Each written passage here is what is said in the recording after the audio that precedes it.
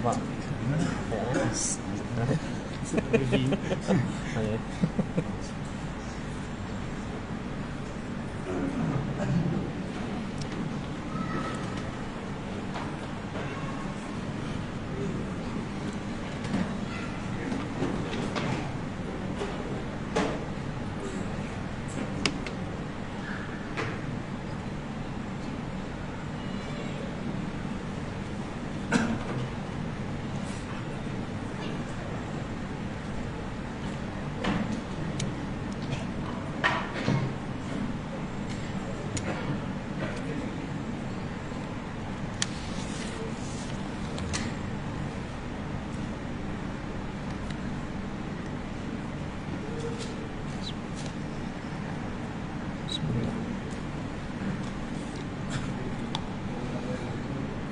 السلام عليكم ورحمة الله وبركاته.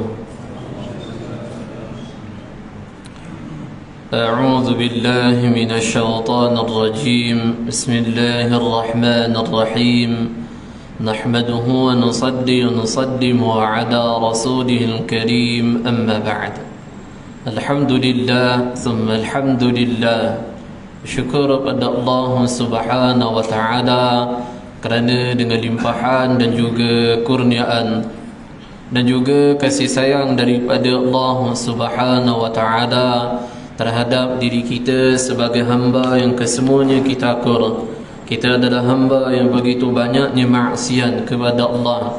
Kita adalah hamba yang begitu banyaknya keingkaran demi keingkaran yang kita lakukan pada Allah Subhanahu wa taala. Walaupun sedemikian rupa hubungan kita dengan Allah, masih lagi Allah inginkan kebaikan pada kita. Dan Alhamdulillah, saat ini Allah Subhanahu wa ta'ala memilih kita dan mengizinkan kita untuk kita berada dalam kesibukan beramal dengan amal-amal yang diridai oleh Allah Subhanahu wa ta'ala. Maka selayaknya kondisi keadaan hati-hati kita diterjemahkan dalam keadaan bersyukur kepada Allah atas pilihan yang dipilih oleh Allah, atas keizinan yang diizin oleh Allah. Dan masa yang sama memohonlah kita pada Allah, merayu kepada Allah, memperbanyakkan permintaan doa kepada Allah supaya moga-moga Allah Subhanahu wa ta'ala sentiasa istiqamahkan kita. Amin ya rabbal alamin. Hadirin hadiran, tuan-tuan dan juga puan-puan yang dirahmati oleh Allah Subhanahu wa taala. Alhamdulillah wa insya-Allah akan saya kongsikan sedikit pembahasan kepada para jemaah hadirin dan juga hadirat mengenai fadilah, kelebihan ilmu dan juga adab berkaitan ilmu. Kenapa saya nak kongsikan pembahasan ini kepada para jemaah hadirin hadirat? Kerana Jumaat 2 minggu lepas saya kuliah di masjid, salah satu masjid di Puchong, dan saya ngajar kitab kat situ adalah kitab Bidayatul Hidayah karya Al-Imam Hujjatul Islam Al-Imam Abu Hamid Al-Ghazali rahimahullahu ta'ala. Kitab ni telah disyarah oleh beberapa orang ulama, khususnya ulama Jawi kita ataupun ulama Nusantara kita. Di antaranya adalah Al-Allamah Al-Fadilatun Syekh Al-Arif Billah Al-Alimur Rabbani Syekh Abdul Samad Al-Falimbani rahimahullahu ta'ala. Seorang ulama yang telah tinggalkan kita 100 atau 200 tahun yang lepas. Sehingga kan kitab ini adalah kitab yang mustahak kalau seorang asatizah kalangan ustaz temanduga tauliah. Ini di antara kitab yang disuruh oleh Jais untuk menelaah terlebih awal sebelum untuk menghadap mereka untuk temanduga tauliah. Itu kitab Hidayatus Salikin fi Suluki Maslakil Muttaqin. Kitab ni adalah kitab hasil syarah daripada kitab yang asal, iaitu kitab Imam Al-Ghazali yang berjudul Bidayatul Hidayah. Kitab ni saya ngajar kat masjid tu hampir lebih kurang setahun, tapi muqaddimah pembahasannya tak habis-habis. Bukan kenapa tak habis, kerana awal sebelum saya sentuh muqaddimah kitab, saya membicarakan manaqib atau kita sebut dalam bahasa Malaysia atau bahasa Melayu biodata atau biografi mengenai Imam Al-Ghazali. Tak kenal maka tak cinta. Supaya seseorang itu mempelajari empunya kitab, mesti dia nak kenal siapa empunya kitab tersebut, iaitu Imam Al-Ghazali, supaya ketika dia mempelajari karya Imam Al-Ghazali dengan penuh kenikmatan.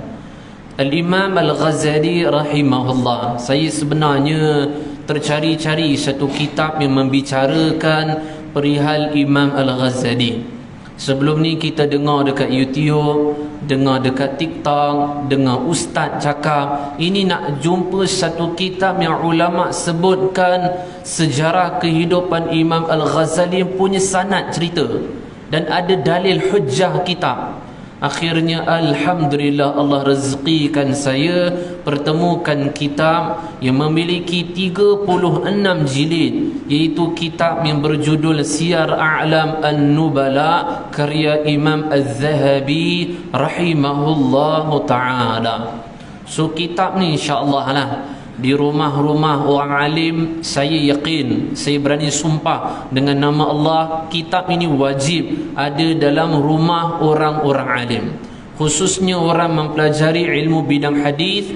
Maka confirm kitab ni akan ada di rumah-rumah mereka, kerana membicarakan latar belakang perawi-perawi hadis juga di dalam kitab ini. So dalam kitab ini juga disebut tokoh-tokoh ulama lain, seperti ulama ni lah Al-Imam Al-Ghazali rahimahullah. Ketika PKP, saya ada syarah kitab Ayyuhal Walad online. Abang Megat ada hadir juga, ya. Ada juga. Alhamdulillah. So pada awal tu kita bicarakan manaqib, biodata, biografi mengenai Imam Al-Ghazali rahimahullah, dan makan masa lebih kurang hampir 3 jam macam tu. So kalau nak bawa pembahasan tu dekat Masjid Surau kuliah Maghrib, dia nanti pergi 2, 3, 4 kali pertemuan lah, atau 2, 3, 4 kali bulan, 2, 3, 4 bulan tak akan habis. Tu yang makan take time tu agak panjang pembahasannya. So sampai sekarang muqaddimah tak habis lagi. Al-Imam Al-Ghazali rahimahullah, kata tuan-tuan, ada tak ustaz mengajar kat sini kitab ni? Ada? Tak ada. Okay. Al-Imam Al-Ghazali rahimahullah karang kitab Bidayatul Hidayah.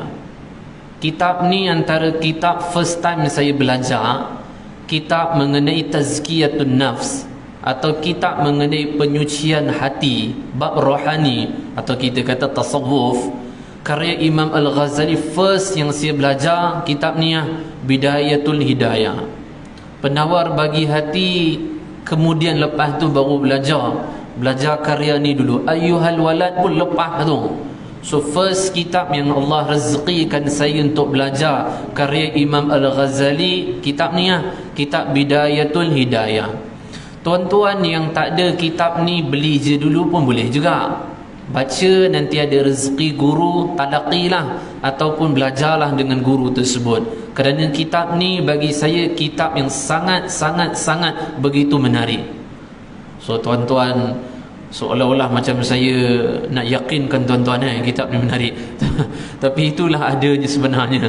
Kitab yang sangat begitu menarik, pembahasannya begitu sangat indah. Al-Imam Al-Ghazali, words antara yang saya tak boleh lupa, muqaddimah yang disebutkan oleh Imam Al-Ghazali, mengakhiri bab muqaddimah, kemudian masuk fasal bab yang pertama. Al-Imam Al-Ghazali rahimahullah sebut, sebenarnya orang awam ni, mereka nak memiliki harta yang banyak, sebenarnya mereka takut. Tetapi ketika mereka melihat agamawan, ketika mereka melihat ustaz-ustaz mereka menghimpun kekayaan, menjadikan ketika itu orang awam berlomba-lomba untuk memiliki kekayaan. Sebenarnya orang awam ni dia takut simpan duit banyak, tapi bila dia nampak ustaz ada saham, ada jual emas, itu ini menyebabkan orang awam sudah berlomba-lomba untuk memiliki harta kekayaan. Itu disebut oleh Imam Al-Ghazali. Tuan-tuan beli kitab tu, tuan tengok betul tak apa yang disebut, seperti yang disebutkan oleh Imam Al-Ghazali rahimahullah. Tapi ini bukanlah kita nak bicarakan bab mengenai ini. Walaupun bab mengenai ini boleh kita kupas lebih kurang dalam 1 jam atau 40 ke 50 minit. Tapi ada yang disebutkan oleh Imam Al-Ghazali rahimahullah, sekiranya kamu menuntut ilmu wajhillahi ta'ala, kamu menuntut ilmu ikhlas untuk meraih keredaan Allah, maka beruntunglah kamu, kerana Allah akan anugerahkan fadilah-fadilah, Allah akan anugerahkan kelebihan-kelebihan menuntut ilmu kepada kamu. Imam Al-Ghazali menyebutkan beberapa fadilah. Sebenarnya beberapa fadilah tersebut ada di dalam satu hadis Nabi sallallahu alaihi wasallam. Hadis apakah itu akan saya sebutkan kepada para jemaah insya-Allah. So words ni, perkataan ini, barang siapa yang mempelajari ilmu ikhlas untuk meraih keredaan Allah, Allah berikan fadilah tertentu, maka saya, ini je dia sebut, maka saya punya tulisan tangan saya bukanlah sebanyak, tapi sekecil sajalah, sedikit sahaja 2 helai. Saya ada 2 helai hanya untuk mensyarahkan perkataan Imam Al-Ghazali tu je. Dan saya tulis ni sebenarnya dah lama dah.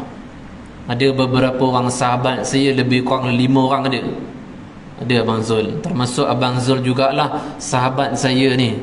Walaupun saya bukanlah ustaz terkenal, tak terkenal pun, tapi dia antara orang yang setia dengan saya. Nak lambung lagi? Sudah. Alhamdulillah. Walaupun saya tak bagi duit kat dia. Kalau saya Ustaz TV, nak ulur duit dekat dia, bolehlah sekali hantar RM50 ke. Saya pun tak ada duit. Tapi Alhamdulillah lah, moga Allah Subhanahu Wa Taala balas kepada dia bukan hanya setimpal, bahkan lebih lagi. Amin. Moga hajat-hajatnya, keinginannya diqabul oleh Allah. Amin. Member nak ngantuk tadi, tak jadi ngantuk. Hadirin hadirat, tuan-tuan dan juga puan-puan yang dirahmati oleh Allah. Diorang ni ada geng lebih kurang dalam 5 orang atau 4, lebih kurang 6 orang macam tu. Mereka akan datang rumah saya pukul 11 sampai pukul 3-4 pagi. Mereka akan belajar dengan saya. So siapa yang tak kuat, memang haram tak sampai memang tak akan ada di rumah saya. So adalah lebih kurang dalam 5-6 orang. Maka mereka akan duduk lebih kurang pukul 11. Saya balik daripada kuliah maghrib, lebih kurang sampai pukul 10 lebih. Diorang akan sampai lambat nanti, lebih kurang pukul 11 sampailah lebih kurang dalam pukul 3, baru mereka balik nanti. Ni bukan saja buat cerita tau. Tuan-tuan, wallahi saya sumpah dengan nama Allah. Tuan-tuan boleh tanya sahabat saya, rakaman pun insya-Allah dia ada juga. Tapi tak boleh, jangan bagi kalau siapa minta datanglah rumah sendiri. Okey, dan saya ada tulisan tangan saya terhadap syarah Bidayatul Hidayah, tapi bukanlah secara terlampau detail, tapi serba boleh sedikit sajalah daripada awal kitab sampai akhir kitab. So kalau kita lihat di sini, saya tulis pada hari Khamis 3 hari bulan 2 2022 pada jam 1.24 pagi. Ketika ni tuan-tuan tidur kan, saya tak punya masa untuk tidur. So sehelai habis dah. 2 helai yang kedua pula pukul berapa? 3.23 pagi. Kerana saya sayang pada tuan-tuan puan-puan, so saya mengantuk menguasai, tapi redah je lah kerana sayang pada tuan-tuan puan-puan. Dan saya terjemahkan kasih sayang saya dengan bentuk macam ni, walaupun tuan-tuan puan-puan tak beri pun kasih sayang kepada saya. Saya tak adalah. Tapi sebenarnya poin ni untuk diorang sebenarnya. Tapi alalang saya lihat pembahasan ni agak menarik menurut pandangan saya. Andai kata saya bahas tak menarik, tak tertarik, ini kerana kelemahan saya di dalam amal, sehingga perkataan saya tak memberi bekas kepada hati tuan-tuan puan-puan yang mendengar. Pembahasan ini saya rujuk kitab yang dikarang oleh Al-Imam Al-Hafiz Ibn Rajab. Ini ulama alim dalam mazhab Hanbali. Al-Imam Al-Hafiz Ibn Rajab Al-Hanbali rahimahullah, seorang ulama yang alim faqih dalam mazhab Imam Ahmad Ibn Hanbal. Al-Hafiz Ibn Rajab Al-Hanbali seorang ulama yang ia juga memiliki karya seperti Fathul Bari. Tuan-tuan, puan-puan, saya yakini pernah dengar kitab inilah, Fathul Bari, syarah bagi Sahih Bukhari. Ibn Rajab pun punya karya, walaupun Ibn Hajar Al-Asqalani karyanya Fathul Bari ini, tapi Ibn Rajab mempunyai karya syarah bagi kitab Sahih Bukhari. Tak kalah hebat juga, tapi segi perkembangan kitab jauh lebih berkembang kitab Ibn Hajar Al-Asqalani rahimahullah. Ibn Rajab Al-Hanbali rahimahullah ada beberapa karyanya, dan antara karyanya adalah kitab inilah yang saya raja' ni, iaitu kitab Majma' wa Rasail Al-Hafidh Ibn Rajab. So dalam kitab ni ada beberapa bab tajuk, tak banyak tapi tebal, sebab satu tajuk dibahas begitu indah, dalam dan luas. Antaranya adalah bahayanya minum khamar, minum arak. Di antaranya bab adalah mengenai fadilah, kelebihan seorang itu berada dalam lingkungan ghuraba, seorang yang di akhir zaman dia tak nak terkenal. So apa kelebihan orang yang duduk di akhir zaman? Dia tak nak nama dia harum, dia tak nak diri dia terkenal. Apa fadilah tu pun disebutkan juga. Di antaranya adalah bahaya seorang tu kebulu ataupun berlomba-lomba untuk meraih jawatan ataupun pangkat. Antara babnya adalah mengenai fadilah, kelebihan ilmu. So kelebihan ilmu diriwayatkan oleh Ibn Rajab dalam kitab ni, itu yang saya ambil, yang saya akan kongsikanlah kepada para jemaah juga, hadirin hadirat insya-Allah. Sebelum kita nak mulakan isi kandungan ataupun nak sebutkan hadis kepada para jemaah, sedikit saya sebutkan kisah mengenai Ibn Rajab. Saya antara orang yang suka dengan Ibn Rajab ni. Ibn Rajab ada satu kitab Arba'in An-Nawawiyah, 40 hadis Imam An-Nawawi. Tuan-tuan, puan-puan tahu tak, PM telah menyeru kita supaya belajar kitab ini, 40 hadis Imam An-Nawawi. Ketika program PM kita bersama dengan mantan mufti Mesir Syekh Dr. Ali Jum'ah hafizahullah, dengan ulama Hadramaut ataupun Yaman Tarim, iaitu Al-Habib Umar bin Hafiz hafizahullah ta'ala. So dalam pembahasan ilmiah tersebut disebutkanlah mengenai hadis 40 ni. Arba'in An-Nawawiyah, 40 hadis karya Imam An-Nawawi. Dalam kitab ni bukan 40 hadis sahaja, ada tambahan 2 hadis yang ditambah oleh Imam An-Nawawi. Ustaz kalau ngajar kitab ni, kebanyakanlah insya-Allah, ataupun ada sebahagian, saya termasuk, kalau nak cari syarah bagi setiap hadis, so biasanya orang akan guna syarah karya Ibn Rajab. Sebab Ibn Rajab ada karang kitab syarah bagi setiap hadis yang dihimpunkan oleh Imam An-Nawawi. Kerana Imam An-Nawawi hanya letak 40, ada ustaz ngajar kat sini 40 hadis Imam An-Nawawi, hanya Imam An-Nawawi letakkan 42 hadis tanpa syarah. So datang Ibn Rajab ni syarah dengan begitu sangat mendalam, dan ia tambah hadisnya sendiri sebanyak 8 hadis, jadi 50 hadis. Al-Imam An-Nawawi rahimahullah. Tuan-tuan baca muqaddimah tu. Apa kata Imam An-Nawawi? Saya ni ulama ke belakang, ulama yang agak last juga ni, karang 40 hadis. Sebelum saya ramai orang ulama memiliki karya mereka 40 hadis. Tapi dalam dunia Islam, di kalangan orang awam, hatta orang alim, akan lebih mengenali 40 hadis karya Imam An-Nawawi. Imam Nawawi tapau habis. Padahal sebelum Imam An-Nawawi ramai orang ulama memiliki karya 40 hadis. Al-Imam Ibn Abi Ad-Dunya ada, Al-Imam Al-Baihaqi pun ada juga, Al-Imam Al-Hafidh Abu Naim pun ada juga. Ini antara favourite ulama saya, Al-Hafidh Abu Naim. Di antaranya adalah Al-Imam Abdul Rahman As-Sulami pun ada juga karya 40 hadis. Mulla Ali Qari rahimahullah pun punya juga 40 hadis. Ini semua sebelum Imam An-Nawawi. Tapi kalau saya tanya kat tuan-tuan, kenal tak Mulla Ali Qari punya 40 hadis apa? Tuan-tuan akan jawab, saya la adri, saya tak tahu. Tapi saya yakini di kalangan semua jemaah muslimin muslimat, kita mengenali 40 hadis karya Imam An-Nawawi. Okey. Al-Allama Syekh Abdul Fattah Abu Gundah rahimahullah Ni ulama terkemudian lah, ulama Syria, tapi dah tak hidup lah, meninggal lah.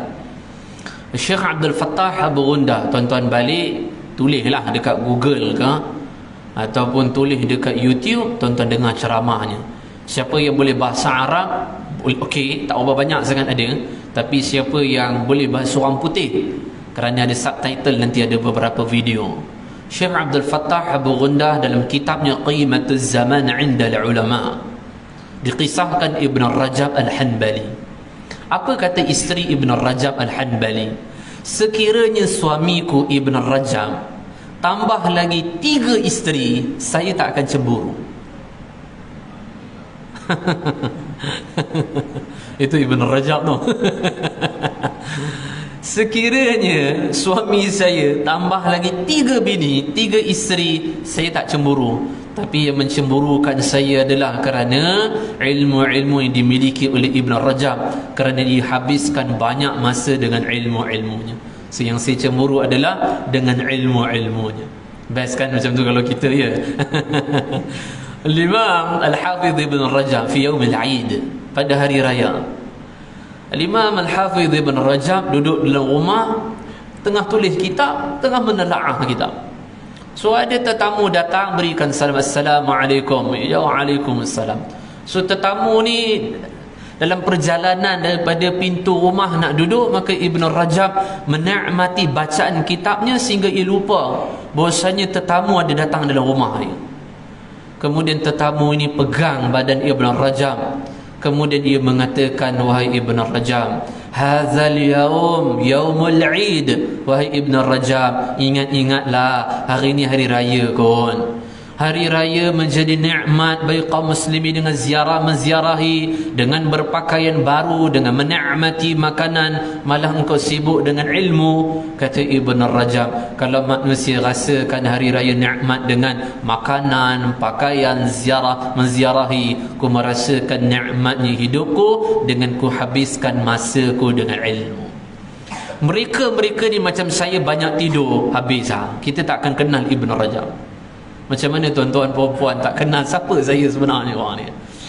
Tapi kerana Ibn Rajab telah habiskan masanya dengan kesibukan ilmu, kebahagiaan, kenikmatan terletak pada ilmu, sehingga hari ini alhamdulillah kita dapat menikmati manfaat yang ditulis oleh Ibn Rajab Al-Hanbali rahimahullah. Hadirin hadirat, tuan-tuan puan-puan yang dirahmati oleh Allah, hadis ni saya yakinilah daripada kalangan jemaah muslimin muslimat dah acap kali atau kerap kali dah dengar. Just saya ulang sikit kepada para jemaah insya-Allah.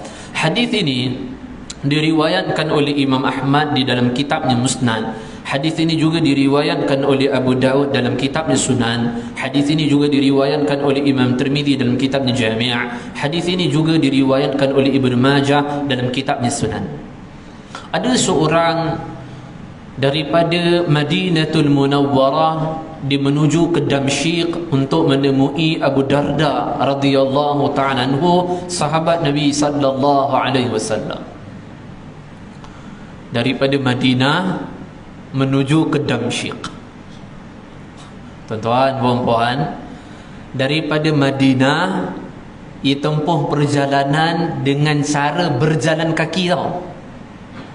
Berjalan kaki daripada Madinah menuju ke Damsyik untuk menemui siapa? Sahabat Nabi yang bernama Abu Darda radhiyallahu ta'ala anhu. Sebabnya Abu Darda ada meriwayatkan satu hadis daripada Nabi sallallahu alaihi wasallam. Maksudnya Abu Darda langsung direct dengar daripada Nabi. Sedangkan dia ni, laki ni, dia dengar dah hadis ni ketika dia berada di kampung halamannya Madinah. Tapi sebab dia tak puas hati, dia nak dengar hadis ini langsung direct daripada perawi asal, iaitu Abu Darda. So sanggup ditempuh perjalanan dengan, bukanlah berkendaraan, tapi jalan kaki daripada Madinah menuju Damsyik. Tuan-tuan, daripada Madinah menuju Damsyik, perjalanan dia tahu berapa?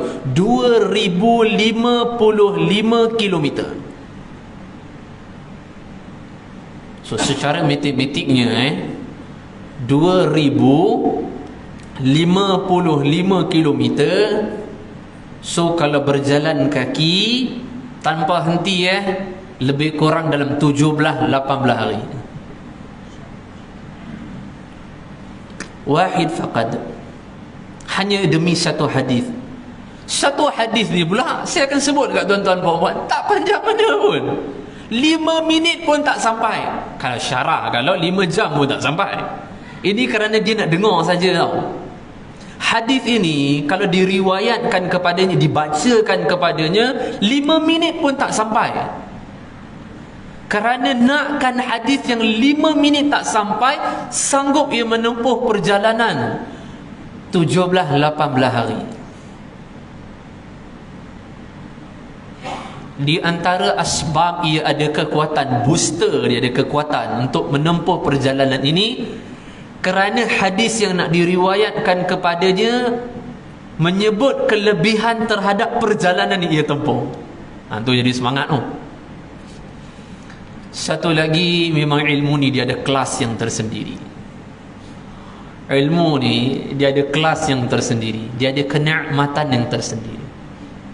Imam Ibn Abi Ad-Dunya meriwayatkan, hatta Ibn Jauzi rahimahullah dalam kitabnya Sifatus Safwa, hatta Abu Nu'aim dalam kitabnya Hilya, Sayyidina Mu'adz bin Jabal radhiyallahu ta'ala, sahabat Nabi sallallahu alaihi wasallam, ketika ia nazak, yang mana ketika ni hampir ia menemui ajal kematian.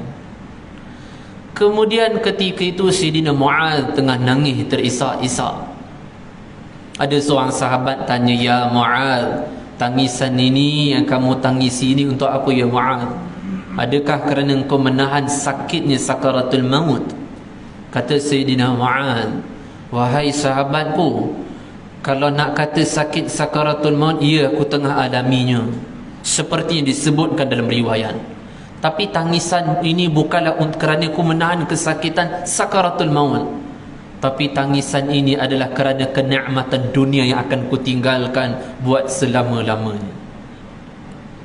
Apa kenikmatan dunia kita? Wildfire, Alphard, BMW, rumah 2-3 biji, 2-3 tingkat. Orang tanya pada Mu'adz, Sayyidina Mu'adz, "Ya Mu'adz, apakah kenikmatan hidup engkau wahai Mu'adz? Kebahagiaan hidup engkau yang akan kau tinggalkan abadan abada, selama-lamanya?" Kata Sayyidina Mu'adz, 3. Pertama, kenikmatan hidupku, kebahagiaan hidupku adalah ketika aku berpuasa di siang hari dalam keadaan panas terik matahari. Inilah kenikmatan kebahagiaan hidupku. Sahabat dia tak perlukan ada unta merah. Unta merah ni kira kenderaan mewah lah zaman lah ni. Sahabat tak perlukan unta merah untuk merasakan tenang dalam kehidupan mereka. Tapi kebahagiaan hidup mereka ketika Allah berikan kekuatan untuk mereka mujahadah di dalam amalan. Maka Sayyidina Mu'adz mengatakan, kenikmatan kebahagiaan hidupku yang pertama, first, adalah aku berpuasa di waktu siang hari dalam keadaan panas terik matahari. So antara yang kita rasa puasa 6 Syawal baru ni panas. Siapa yang balik kampung Kelantan, dia juga rasa lah. Bukan dia akan rasa lah, berbanding negeri-negeri lain, berbanding suhu di sana. Jadi Thailand termasuk juga. So kata Sayyidina Mu'adz, ini adalah kenikmatan dalam hidupnya. Saat panas terik matahari, berpuasa puasa sunat ketika hari tersebut, itu adalah kebahagiaan hidup. Maka para hamba yang dicintai oleh Allah, Allah jadikan kenikmatan kebahagiaan hidup mereka bukan terletak kepada urusan duniawi, tapi pada urusan ukhrawi. Yang kedua, Sayyidina Mu'adz mengatakan, kenikmatan hidupku adalah ketika ku mendirikan salat tahajud dalam keadaan cuaca yang sangat sejuk. Tuan-tuan, baru ni saya syarah hadis Arba'in, hadis yang ke-7, hadis yang ke-7. Nabi SAW bersabda, ad-dinun nasiha, agama tu adalah nasihat. Sahabat tanya, untuk siapa?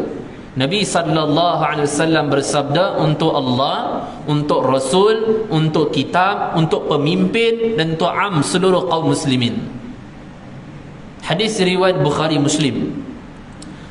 Perawi hadis daripada kalangan sahabat yang riwayatkan hadis ini Tamim Ad-Dari radhiyallahu taala anhu. Tamim, kenal Tamim Ad-Dari? Tamim Ad-Dari yang cerita kat Nabi mengenai jassasah. Yang jassasah cerita mengenai perihal keberadaan Dajjal.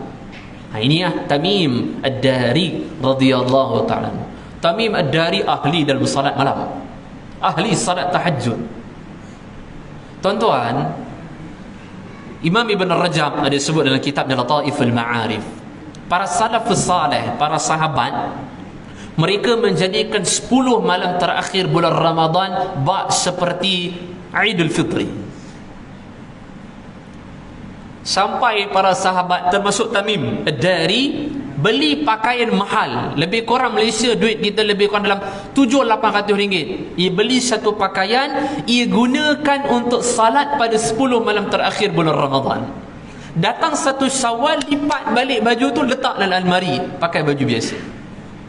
Macam kita lah. So kalau kita beli dua lah, satu baju Melayu jekel, satu baju Melayu bulan bintang. Tuan-tuan tengok mana yang lebih mahal, mana lebih murah sikit. Kalau jekel tu 250, gunakan dia untuk salat malam. Kalau bulan bintang tu harga dia boleh tahan lah lebih kurang dalam 200, 230, pakai inilah untuk hari raya. Tamim Ad-Dari radhiyallahu ta'ala satu hari terlepas salat tahajud, istiqamah, satu hari terlepas, maka ia telah menghukum dirinya dengan begitu berat ataupun kerah, sehingga ia mengatakan, buat selama-lamanya sampai aku menemui kematian, malam aku tak akan dalam keadaan tidur.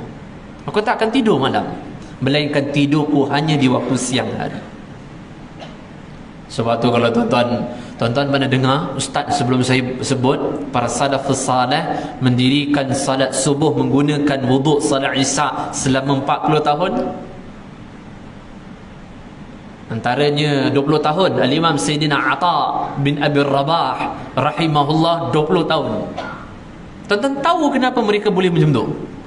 Kerana kemanisan hidup mereka, ketenangan hidup mereka ketika mereka dirikan salat malam.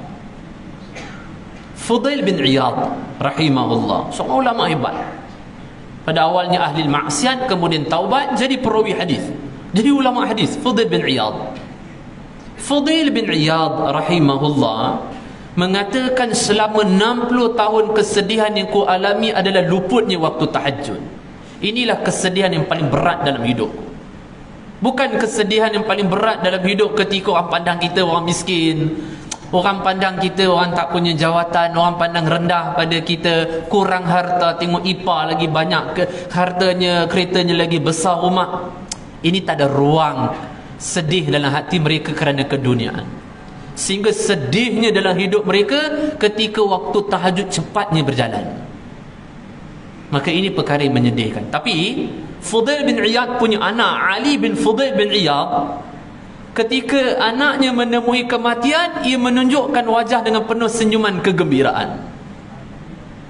Orang tanya, seperti diriwayatkan oleh Ibn Jawzi dalam kitabnya Minhajul Qasidin wa Mufidus Sadiqin. Orang tanya, ya Fudail, kenapa menunjukkan reaksi wajah dengan begitu senyuman dalam keadaan seronok? Kata Fudail bin Iyad, tidaklah Allah mentakdirkan sesuatu takdir kepada hamba, melainkan Allah mentakdirkan dengan penuh kasih sayang pada hamba tersebut. Tidaklah aku redha pada takdir tersebut. Ini membuktikan kecintaanku pada Allah. Bila anak meninggal, sedih. Dan ketika anak meninggal, perkara yang biasa, boleh menunjukkan senyuman. Tapi luputnya waktu tahajud ini perkara yang paling menyedihkan hidup mereka. Seperti budak main PUBG lah. Bapak budak pun main juga ada. Bukan Abang Megat lah, orang lain. Saya terpandang Abang Megat dah. Nawak pun nak juga pandang. Abang Zul nak juga, ambil lah. Budak dia main ba'da isyak. Ni kan cuti sekolahan. Dia main ba'da isyak. Lepas daripada isyak dia main sampai azan subuh dia main. Lepas azan subuh dia kata apa? Bapak cepat dulu masa berjalan. Kenapa dia rasakan cepat masa berjalan? Kerana dia menikmati perbuatan pekerjaan tersebut. Sesuatu pekerjaan dilakukan dengan penuh kenikmatan, biasa kejap je masa berjalan. Cuba satu benda tu yang kita buat tak suka, rasa lama nanti. Perkara jam nak habis tu, masa tu lama nak habis. Begitulah keadaan mereka. Maka kata Sayyidina Muaz, kenikmatan hidupku adalah ketika ku mendirikan salat malam dalam keadaan cuaca yang sangat sejuk. Yang ketiga, ku rasakan nikmatnya hidup ketika ku hadiri halaqah majlis ilmu. So majlis ilmu ini adalah tempat kenikmatan para hamba yang dicintai oleh Allah. Maka alhamdulillah Allah memilih kita untuk berada dalam majlis ilmu dengan usaha pengurusi, biro dakwah, EJK lain yang bertungkul lumus memanggil para asatiza untuk duduk di sini dan menyampaikan ilmu. Itu di antara nikmat yang kadang-kadang lupa untuk kita syukuri. Hadirin hadiran, tuan-tuan dan juga puan-puan yang dirahmati oleh Allah, ilmu ini adalah perkara yang sangat mustahak. Ilmu adalah perkara satu kemuliaan, sehingga orang seperti disebutkan dalam riwayat ini sanggup menempuh perjalanan dengan berjalan kaki 18-17 hari. Kalau orang tak nampak ilmu ini satu perkara mustahak penting, maka dia tak akan tempuh perjalanan macam ni. Kerana mereka nampak Allah menzahirkan kepada mereka ilmu adalah perkara yang sangat penting dalam hidup. Sehingga kalau nak memperolehnya dalam keadaan kesusahan, nescaya mereka menempuh kesusahan tersebut demi untuk mengambil manfaat ilmu, demi untuk memperoleh manfaat ilmu. Ibnul Qasim rahimahullah mengatakan, tidaklah Imam Malik menjadi Imam Malik melainkan dulu ketika ia belajar ilmu, ia telah menjual zinc atap rumahnya demi untuk mendapat duit dijadikan sebagai pembiayaan dalam perjalanan untuk pergi menuntut ilmu. Sehingga kalau hujan, habis banjir dalam rumahnya, naik air, sanggup. Yang penting sampai tujuan matlamat untuk memperoleh ilmu. Imam Fakhruddin Ar-Razi dalam kitabnya Manaqib Asy-Syafi'i, Imam Asy-Syafi'i mengatakan, dulu aku membesar di samping manusia yang paling aku sayang, ibuku. Ayahku meninggal terlebih awal. Aku ni bukanlah terdiri daripada keluarga yang have orang yang berada, duit banyak, orang yang berada, bukan. Sehingga aku tidak memiliki lembaran helaian kertas untuk aku mencatat ilmu yang ku dengar daripada guruku. Dan aku teringin untuk mencatat ilmu, sehingga aku pergi pada pejabat-pejabat korporat, pejabat-pejabat orang kaya yang mereka suka makan ayam. Lepas mereka habis makan ayam, tulang ayam mereka letak di sampah. Akan ku pergi pada logokkan sampah tersebut, akan ku kutip satu tulang demi satu tulang, aku bersihkan dengan sebersihnya, dan akan ku mencatat ilmu di situ.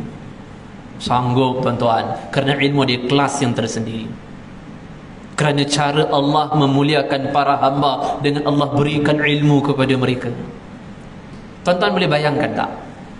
Mazhab orang alim begitu banyak di zaman dahulu salafus salih, tapi sekarang mazhab hanya tinggal 4. Sedangkan orang alim di zaman mereka ada je orang alim, tapi hanya 4 sahaja. Kenapa seorang itu mesti akan bertaklid mazhab? Andai kata dia membebaskan diri daripada taklid, tak nak bertaklid mazhab, salah satu mazhab dia akan ikut, cuma dia campur aduk. Tapi umumnya insya-Allah ramai orang bertaklid mazhab. Bertaklid mazhab hanya salah satu mazhab saja. Kenapa? Sehingga seseorang kaya, orang miskin, orang terkenal, orang tak kenal, orang alim, orang tak alim, mufti tak mufti, mesti dia bertaklid mazhab. Kerana Allah memuliakan mereka dengan ilmu. Zaman Imam Syafi'i, siapa pemimpin? Kita tak kenal. Siapa orang kaya di zaman Imam Syafi'i? Kita tak kenal. Tapi kita kenal Imam Syafi'i. Kenapa kita kenal Imam Syafi'i? Kerana dia ada banglo ke? Bukan. Kerana ada ilmu. Maka beruntunglah orang yang berilmu, kerana cara Allah muliakan mereka dengan cara Allah manfaatkan ilmu mereka. Sebab tu Imam Al-Ghazali sebut dalam kitab Ihya Ulumuddin, aku nak tanya kepada orang yang ada ilmu, apa yang dia tak dapat dalam hidup dia? Dan aku nak tanya kepada orang yang tak ada ilmu, apa benda dia dapat dalam hidup dia sebenarnya? Maka cara Allah memuliakan para hamba yang dicintai olehnya adalah dengan Allah kaya rayakan dia dengan ilmu. Al-Imam Al-Bukhari, Imam Bukhari tak ada duit nak beli baju. Hari ni ustaz boleh naik welfare lagi, boleh main saham lagi. Imam Al-Bukhari tak ada duit untuk membeli satu pakaian ketika pakaiannya koyak daripada Uzbekistan. Ia tempuh perjalanan untuk ke Baghdad ketika itu. Azan dulu.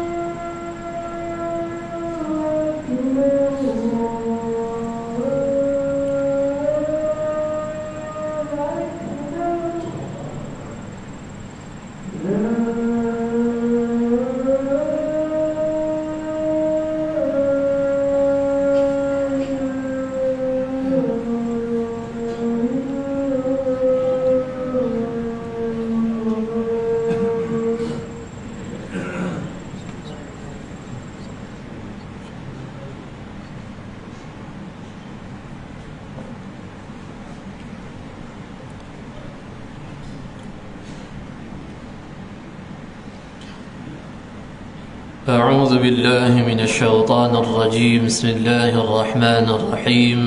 نحمده ونصلي ونسلم على رسوله الكريم. أما بعد. Hadirin hadiran, tuan-tuan dan juga puan-puan yang dirahmati oleh Allah Subhanahu wa taala.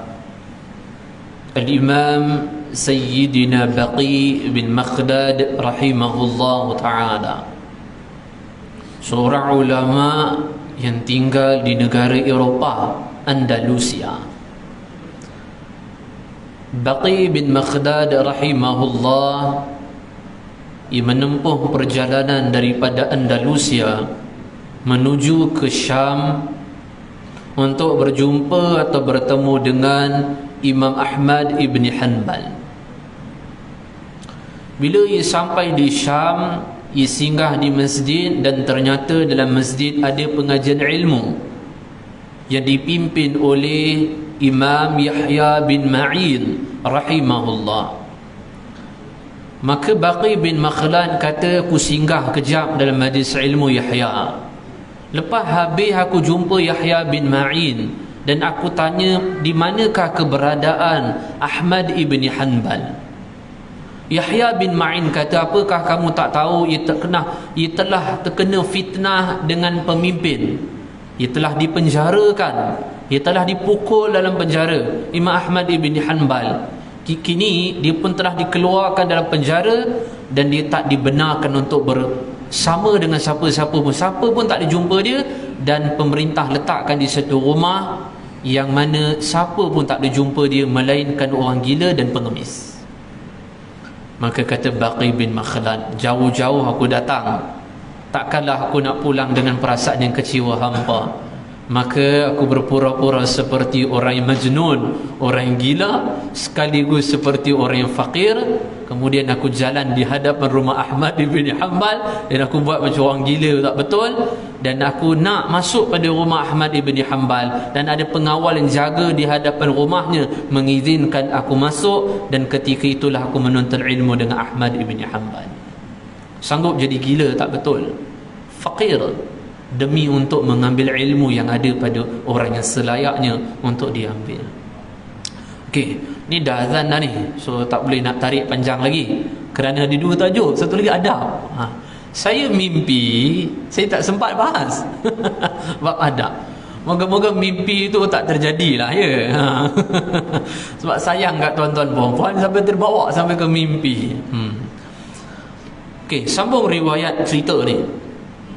Dia daripada Madinah menuju Damsyik atau Damaskus untuk berjumpa dengan Abu Darda.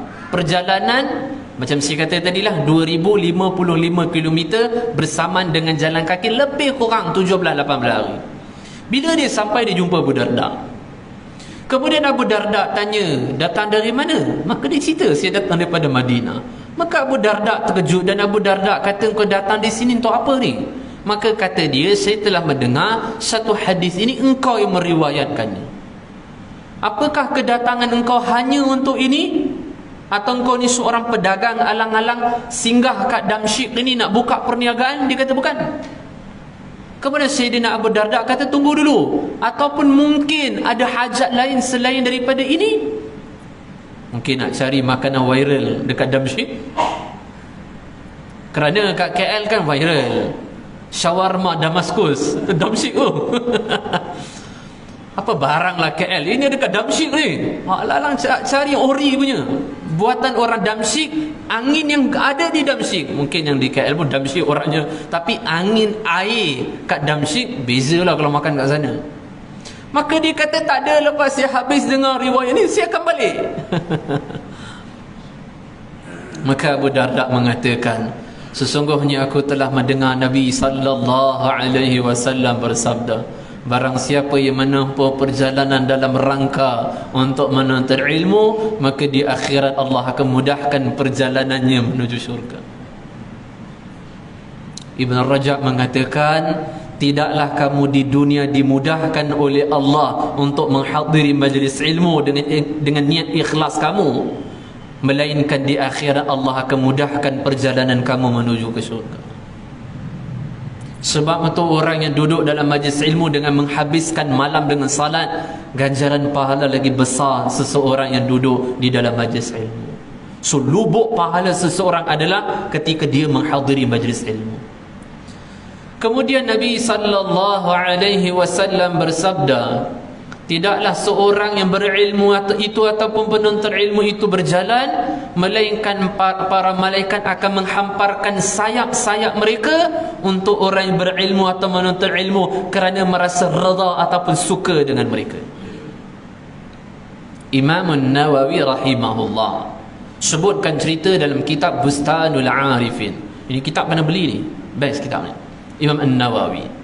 Syekh Ahmad Fahmi Zamzam ada terjemahkan, rahimahullah, Khazanah Banjariyah, terbitan Khazanah Banjariyah. Hatta Imam An-Nawawi menyebutkan kisah ini dalam kitabnya Syarah ala Sahih Muslim. Nabi SAW menyebutkan riwayat ini mengenai hamparan sayap para malaikat. Tuan-tuan akan baca terjemahan yang lain akan sebut menaungi, tapi dia bukan menaungi, dia menghampar. Hampar kalau tempatnya di bawah, menaungi sayapnya di atas. Kenapa saya kata bawah? Imam An-Nawawi sebutkan beberapa kisah. Sebutkan kisah. Ada seorang talibul ilm, penuntut ilmu, dia dengar hadis ini, besok tadi buat apa? Daripada asrama ataupun daripada rumah dia nak pergi majlis ilmu, dia pakai kasut spike. Lebih kurang macam tu. Orang lumba lari dekat stadium, track tepi tu, mana pakai sport shoe? Kasut yang macam tajam-tajam lah. Lebih kurang kasut macam tu dia pakai. Kemudian di depan rumah dia kata saya nak pergi menuntut ilmu. Benar ke riwayat tu sebut kata sayap malaikat di bawah dan saya akan jalan di bawah, saya adalah hamparan sayap malaikat? Kalau benar, moga-moga terkoyaklah sayap-sayap malaikat di bawah saya. So dia jijak tanah. Setelah tu dia nak gerakkan satu langkah, dah tak boleh dah. Dia kena stroke daripada perut dia pusat sampai ke bawah. Kebesokan hari seluruh badan dia kena stroke. Hari yang ketiga dia menemui ajal kematian. So fadilah, kelebihan menuntut ilmu jangan buat main. Dia memiliki fadilah yang begitu banyak. Tuan-tuan bayangkan tengok khutbah Jumaat, bukan baru ni sebelum tu. Khutbah mengenai mengingat peristiwa ataupun mengingat hari guru sempena hari guru 16 Mei. So tuan-tuan kalau ingat tak ingatlah. So mimbar yang ada duduk di khatib yang duduk di atas mimbar pada muqaddimah khutbah menyebutkan firman Allah dalam surah Al-Mujadalah. Surah Al-Mujadalah juzuk 28, surah yang pertama bagi juzuk 28. Ayat yang ke-11 firman Allah, yarfa'illahu alladhina amanu minkum walladhina utul ilma darajat. Bahwasanya Allah Subhanahu wa taala telah meninggikan darjat orang-orang beriman dan Allah telah meninggikan darjat orang-orang yang Allah berikan ilmu. So kata Abdullah bin Abbas, berdasarkan ayat ini semua orang mukmin itu mulia. 700 tingkatan darjat lebih tinggi adalah orang mukmin yang Allah berikan ilmu kepada mereka. Cara hamba memuliakan hamba dalam satu event atau function akan ada kapet merah. So orang-orang kaya, orang-orang adun ke datuk, semua akan jalan di atas kapet merah. Betul? Itu cara hamba memuliakan hamba. Cara orang memuliakan orang. Kau ingat kapet merah tu murah? Orang yang jalan di atasnya ada rumah banglo, ada kereta Wellfire, Alphard, apa barang letakkan kapet merah Permaidani, harga yang murah, harga yang mahal. Itu cara orang memuliakan orang. Tapi cara Allah memuliakan hamba dengan cara jalannya orang berilmu itu di bawah hamparan sayap-sayap para malaikat. So jangan iri hati dengan orang yang ada kekayaan jalan di atas kapet merah, kerana Allah memberikan ilmu kepada kita, kerana Allah muliakan kita dengan jalan kita di bawah kita adalah hamparan sayap-sayap para malaikat. Okey, sampai sini je lah. Kita masuk kepada adab menuntut ilmu. Boleh? 5 minit, 5 pegang. Ini dah risau dah sahabat kita ni, Ahmad Zakir. Aku kena hamput dengan AJK nanti dalam mesyuarat. Apa panggil ni kuliah habis lewat-lewat. Saya bagi tahu awal AJK jangan buat pasal saya tak ada lagu dah. Ayahnya pun jangan marah. Okey, satu lagi kita tutup majlis. Tunggu. Adab menuntut ilmu, tuan-tuan beli kitab Bidayatul Hidayah, kat situ pun ada juga. Tapi saya sebut satu je lah. Dalam kitab Syiar A'lam An-Nubala, satu hari Harun Ar-Rashid ni pemimpin khalifah Bani Abbasiyah, bukan Bani Umayyah, Bani Abbasiyah. So satu zaman dengan dia ramai ada ulama ketika dia jadi pemimpin, antaranya Imam Syafi'i, guru Imam Syafi'i Sufyan bin Uyainah, Abdullah bin Al-Mubarak dan sebagainya. Harun Ar-Rashid, dia ada 2 orang anak, Al-Amin, Al-Ma'mun. Satu hari dia pegang kedua tangan anak puteranya yang keluar daripada istana, kemudian pergi pada majlis ilmu. Ia dudukkan kedua puteranya, kemudian ia balik. Fi kulli yaum, setiap hari macam tu. Satu hari apa dia nampak? Dia nampak kedua anaknya Al-Amin Al-Ma'mun tengah berkelahi untuk ambil selipar guru mereka, letak di hadapan kaki selipar guru mereka. So Al-Amin nak ambil selipar guru mereka, Al-Ma'mun pun nak ambil, nak letak di hadapan kaki guru mereka. Maka Harun Al-Rashid tengah tengok cerita ni. So apa akhirnya jadi? Berkelahi, saya nak. Akhirnya seorang ambil sebelah, seorang ambil sebelah. Mereka lari dan mereka letak di hadapan kaki guru mereka. Bila ulama ni dapat kasut, guru mereka berkasut, datang Harun Al-Rashid tanya, ya muallim, wahai orang berilmu, siapakah mulia di antara engkau dan aku? So alim ni kata, astaghfirullah, boleh tanya soalan macam ni? Sudah pastilah tuan raja yang lebih jauh, lebih mulia berbanding saya. Kata Harun Al-Rashid, tidak. Kerana saya tidak melihat kedua putera raja mereka bergaduh sesama mereka untuk mengambil kasut ayah mereka untuk letakkan di hadapan kaki ayah mereka sebagai seorang raja. Tapi anak raja boleh bergaduh sesama mereka untuk mengambil selipar guru mereka dan bergaduh mereka untuk letak di hadapan kaki guru mereka. Ini membuktikan padaku bahawasanya orang alim itu lebih darjatnya tinggi berbanding seorang raja atau seorang pemimpin. Ini tuan-tuan kena telan. Mau tak mau, suka tak suka, tuan-tuan kena telan. Walaupun hari ni ada orang mulia datang, secara zahir datang kita berdiri kan, cium tangan, padahal darjat orang alim jauh lebih tinggi. Suka tak suka, famous tak famous ustaz tu, dia adalah orang yang alim, tetap kemuliaannya tinggi berbanding dengan orang memiliki jawatan ataupun orang yang memiliki harta. Maksudnya bukanlah saya nak suruh saat lagi bergaduh antara tuan-tuan ambil selipar. Selipar ustaz mana? Selipar ustaz sini. Bukanlah. Tapi di antara bentuk adab khidmat kepada guru, inilah di antara bentuknya. Tuan-tuan boleh beli kitab Bidayatul Hidayah, Imam Al-Ghazali akan sebut lebih banyak lagi. Hadirin, okey cukup. Okey jangan lebih ya.